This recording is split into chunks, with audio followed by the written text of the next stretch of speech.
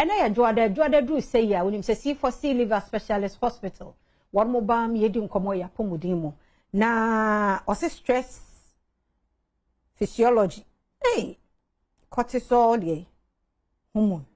Hey, dog no cortisol ye. Stress in the air can answer ye. Nina dog will have no pay when they ba befa emu. Dr. George Esiama Jr.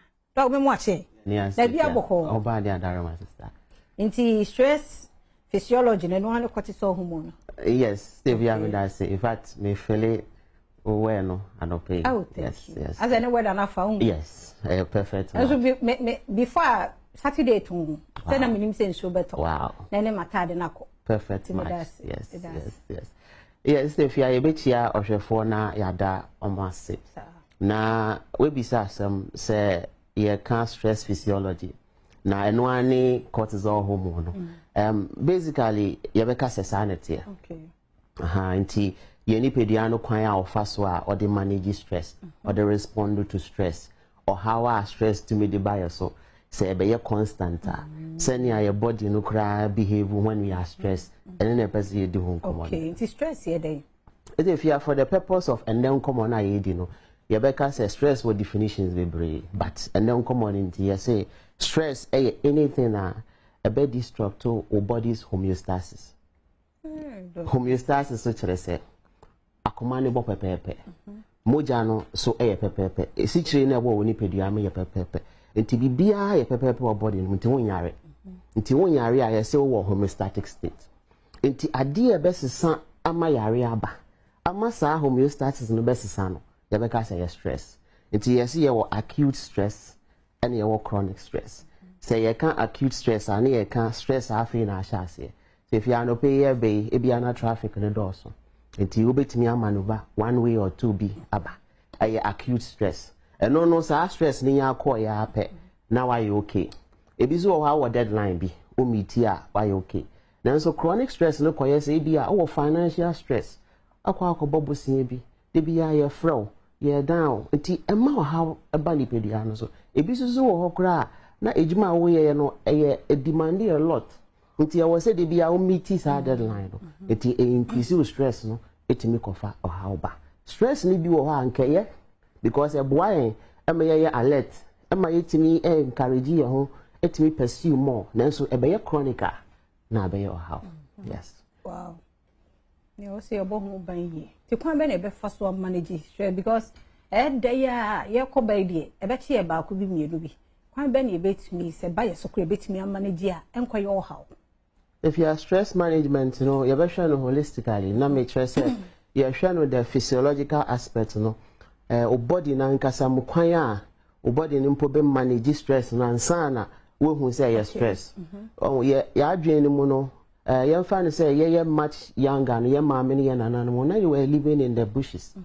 Until your mom natural strength be so share a more wild to say or war jatani we obenya hoden bi e dey escape anase aye bibi eno nti sa ene ma na yankopon de ma na nkoye in this time I say be offices mu ne yakonyina no we are constantly in stress nti yankopon amaye adwene no part be a friend of the hypothalamus na juma titiri wa ye ne say stimulate immediately a stress beba no na hypothalamus na start to release hormones.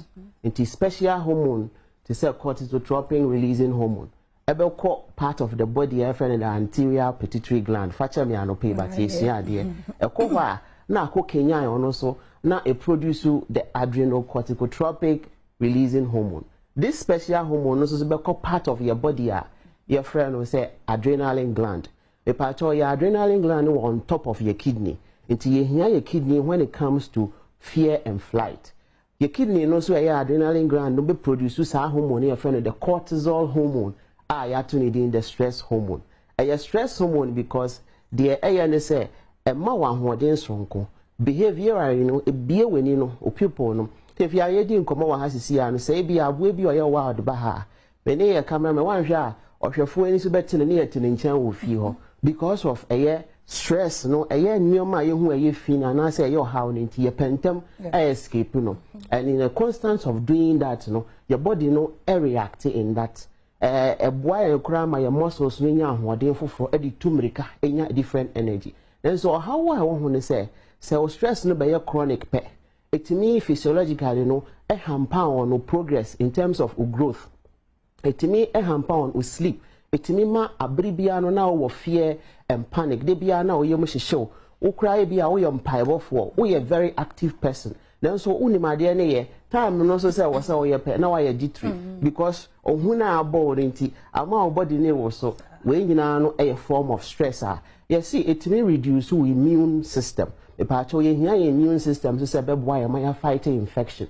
Stress cha it may reduce sa it when say fighting infections ah enko. Stress cha it may increase your sugar level we di pedianum. Obi wo ha o si ondi esichire ondi bibia na so yes or diabetes. Your stress to be cause diabetes. In the sense that cortisol hormone no be kwa stimulate your tissues na our body anymore na more energy in the form of glucose production into your glyconeogenesis, new glucose formation. A cause be our body anymore sugar level costro. Cortisol hormone so on pay insulin asem.